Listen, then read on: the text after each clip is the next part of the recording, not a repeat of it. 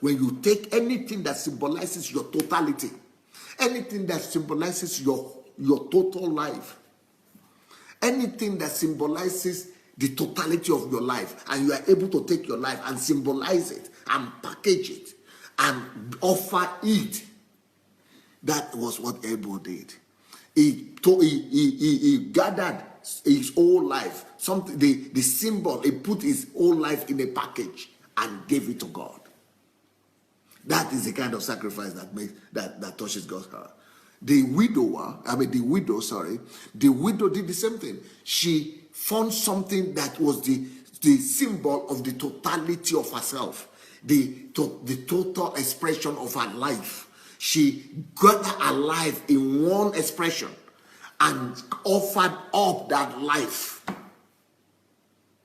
That is what she did. And that is what changed her story. That's what changed her history. The totality of her life. The totality of her life is what made God to pay attention to her. Then look at the lady, the Mary Magdalene.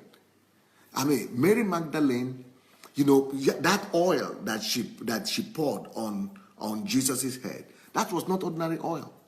The story goes that in Israel, when young ladies are born, when young girls are born, their mother and father, their parents, they gather, before they were even born, they gather their wealth and their inheritance. And they gather all they have, all their properties, all their resources, and they give to the lady, and in the form of that oil, so that she will go and marry, because that's that is their gift to her for her married life. That is that is a symbol of her life, of her virginity, of her not just virginity. That's what she's supposed to give to her. To present to her future family, her future husband. So the totality, this was the totality of her own life, the life of her parents. And if she pours that oil like that, it means that she would never marry anymore, because she doesn't have anything again to give to her husband. So this woman took the totality of her life, the representation of her life, and just sacrificed it, poured it out to the Lord. Poured it out on God. Sacrifice the symbol, the totality, all our lives' savings, all our lives' wealth, all our lives' gathering, it's not money, but it is the symbol of the totality of herself, her life. She brought that whole life and just poured it on the Lord. That is a sacrifice right there. And it is that kind of sacrifice that commands God's response and command God's compliment and makes God to pay attention to you and say, you could do this for me. Nobody will ever forget you. And that is what Jesus said. You were able to do this, sacrifice your life and just not even looking back.